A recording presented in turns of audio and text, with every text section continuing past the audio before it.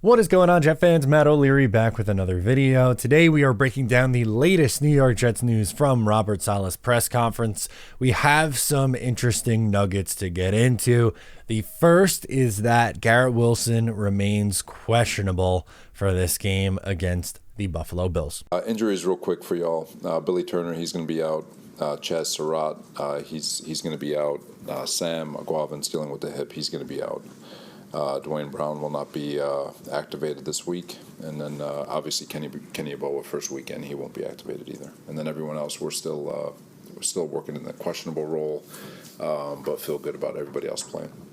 Is Garrett one of those questionable ones? He will show up on the injury report. Yes. Robert Saleh sounds confident that he will play on Sunday, but as we've known, Robert Saleh is the kiss of death with the injury, so we have no idea if he's actually going to be good to go or not.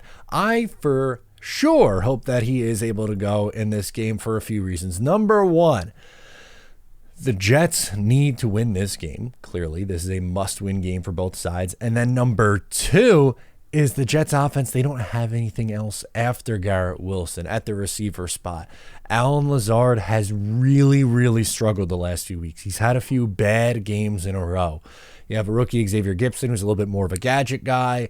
Malik Taylor, maybe, like after that, it's not very good. They're going to have to rely on the tight ends and Breece Hall out of the backfield. All of that is true and something that they're going to have to do, but I don't want to think about this offense without Garrett Wilson. They are bad enough with him in the mix. Without Garrett Wilson, could you imagine it getting any worse? That sounds impossible. I mean, can you imagine how much worse it would be without Garrett Wilson? I don't want to even think about that. What is up, guys? Matt O'Leary back with my Underdog fantasy picks for week 11. Excited for Jets Bills. I got 3 picks, $10 to win 60. If you make a deposit and sign up using my link, they will match your deposit with a 100% match deposit bonus up to $100. All right, let's roll into it. Greg Zuerlein, 5.5 kicking points higher. The Jets, all they do is kick field goals. He hits 2 field goals. He is over that number. I think the Jets kick 2 or maybe 3 field goals in this game and an extra point. I think he's looking at I'll go 7 kicking points for Greg Zuerlein in this one. I like Breece Hall to get involved in the passing game this week.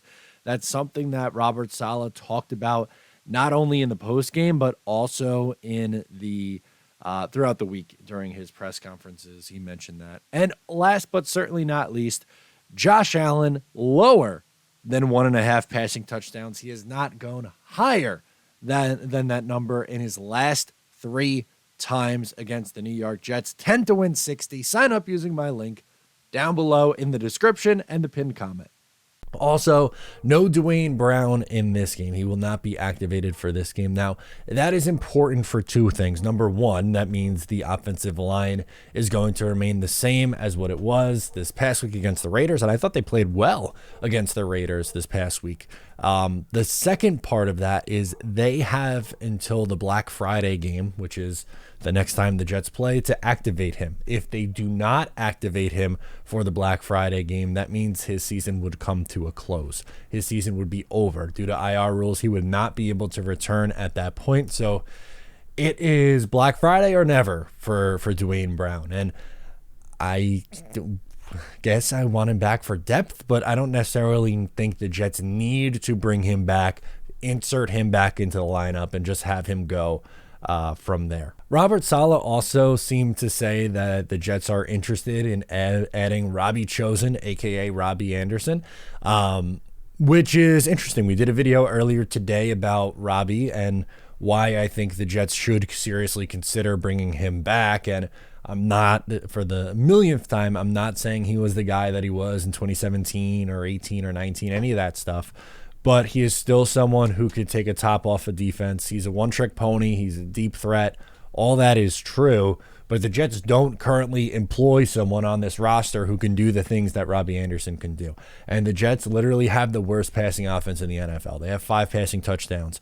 Robbie Anderson has one catch this year for a 68-yard touchdown, and that one touchdown would put him tied for third on the Jets in touchdowns on the season. It's Breece Hall and Garrett Wilson and a bunch of guys with one touchdown. So they have 8 touchdowns in 9 games. I don't think we should be poo-pooing the idea of bringing in someone who is, without a doubt, probably, if he was signed today and was playing on Sunday, would probably be their 4th best receiver.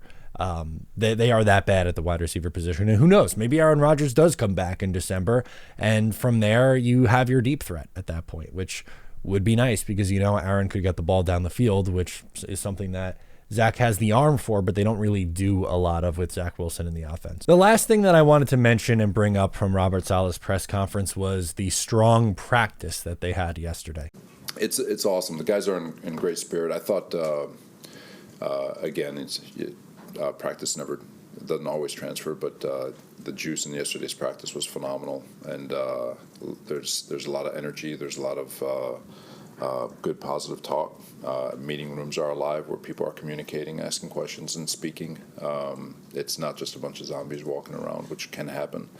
But I like where we're at. And, the mindset, the juicy energy, and I don't think it's because they see blood in the water. I think it's because they're excited to go play football and attack this moment, and knowing that if we just take it one day at a time, own our moments, and play to that championship mindset, we'll be okay. I'm glad that Robert Saleh thinks that the Jets had a great practice, and I hope that's the case, but that does me no good saying that. Like, why even bring it up? You don't have to tell us that they had a girl. They look great in practice. Great. We heard that all about Zach Wilson, too. All year long, signs of progress. You're not seeing what he does in practice, and it's going to translate to the game field eventually. I just care about what happens on Sundays. And Jet fans are the same way. They just want to see it on Sunday. So you could have the best practice of the week. It could be, all undisciplined, no undisciplined plays, all, right on the money, all that stuff. But if you go out on Sunday and you put up 6 points again and you have a million penalties and the offensive line's not good and there's drops and this and that, we just want to see it on the field at this point. That's it. I don't care about any other scenario with this team or with this offense and how they looked in practice. It's time to see it on the field on Sunday. So, again, I'm glad that they had the best practice. That's awesome. Fantastic news. But it rings a little hollow right now because of just how bad they've been specifically for the last 3 weeks. Let me know your thoughts down below in the comments on today's Jets News. I'm Matt O'Leary. Subscribe if you're new, and I'll talk to you next time.